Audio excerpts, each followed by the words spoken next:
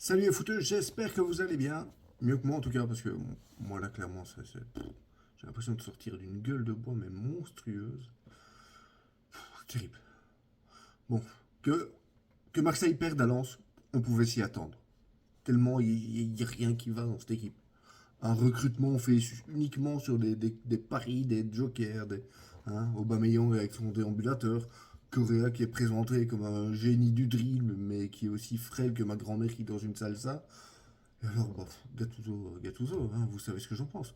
À part mettre des tartes aux joueurs et gueuler depuis le bord du terrain, il sert à rien. Il sert à rien.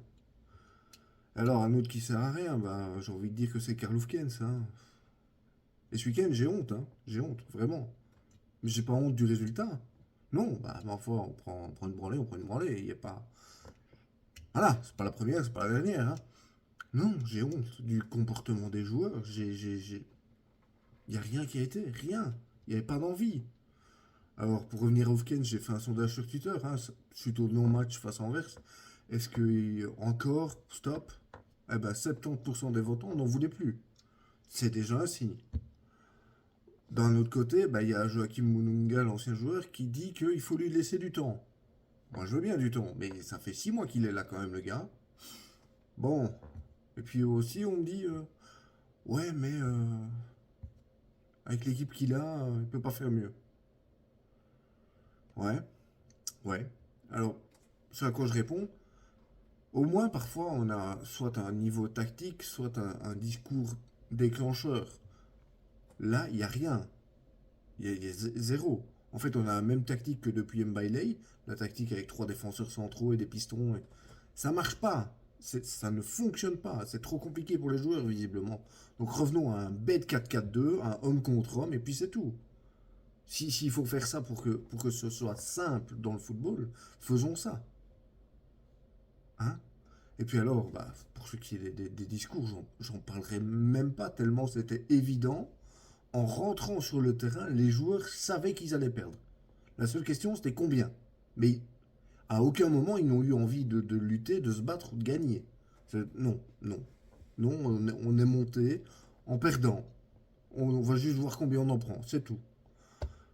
Et alors, le pire, et c'est pour ça que j'ai honte. Là, vraiment, j'ai honte. C'est que les joueurs se moquent quasi ouvertement des supporters. Donc déjà, j'espère que les joueurs ont payé de leur poche, ou vont le faire en tout cas pour rembourser les supporters qui ont fait le déplacement, parce que c'est honteux. Mais en plus, il y en a certains qui se permettent, certains, je vais le nommer directement, c'est Oyo, qui va aimer comment les publications de la victoire de Michel-Ange Balikwisha sur Instagram. Mec, tu viens de te prendre une fessée, tu vas aimer un de l'autre équipe. Même si c'est ton pote, tu fais pas ça. Alors vous allez me prendre pour un vieux con, mais il y a 20 ans, on n'aurait jamais imaginé ça. Je suis désolé, mais, enfin 25 ans, mais jamais, jamais, jamais, jamais. Tu peux pas. Alors ouais, vous allez me dire, ouais, bah, il y a 20 ans, il n'y avait pas Instagram, il n'y avait pas Facebook, il n'y avait pas Twitter. Ouais, je sais, à l'époque c'était les blogs et les caramels. Mais non, quand même, non, non, je suis désolé, ça se fait pas. Enfin, voilà. Pour changer de sujet, on va partir au Pérou, je sais pas si vous avez vu, il y a l'Universario qui a remporté le titre sur le terrain de son grand rival. C'est un peu comme si le Standard gagnait le titre en Anderlecht. Le grand rival, c'est l'Alianza Lima. Et alors, dans le classement des plus mauvais perdants du monde, l'Alianza, ils sont clairement sur le podium. Puisque pour empêcher Universiario de fêter le titre chez eux, ils ont coupé le courant. Voilà. Alors si vous voulez la voir, je vous mettrai le lien de la vidéo dans la description. Franchement, allez-y, c'est drôle. Mais du coup que j'y pense, si c'était ça en fait la solution pour stopper l'hémorragie des Standardmen. Imaginez, chaque fois que l'adversaire tire au but, on coupe le courant. Comme ça, il n'y a aucune preuve visuelle que le ballon est rentré ou pas. Enfin, moi je dis ça, vous savez, c'est pour rendre service, comme là. Sinon, une petite stat, comme on les aime, et ça, on va aller voir du côté du Bayern de Munich. Et ça concerne Harry Kane. Alors, vous savez que j'aime beaucoup le joueur. Et ben là, il en tient une bonne. On vient jouer la 11e journée en championnat. et il vient de mettre son 17e but. Alors, c'est déjà pas mal quand on sait que, c'est même encore mieux, quand on sait que l'an dernier, le meilleur buteur, c'était Füllkrug, je pense, est arrivé à la fin de saison avec 16 buts. Ah, ouais. Là, on a Kane qui a 17 et on a Guirassy qui a 15, je pense. Donc ça va faire... c'est pas mal, hein. Un beau championnat. Beau. Mais encore mieux que ça, du coup, il est sur le podium des meilleurs buteurs de l'année 2023.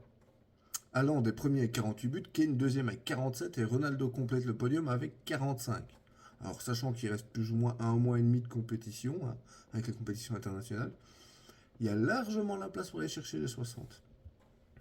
Et une autre stat impressionnante avant de vous quitter, en Ligue 1 cette fois. Alors oui, je pourrais parler de la première victoire de Lyon, mais vu qu'ils sont toujours en train de la fêter depuis hier, je vais pas trop les déranger. Hein. De toute façon, ils sont toujours derniers, donc ça change pas grand-chose. Non, moi je voulais vous parler de Nice.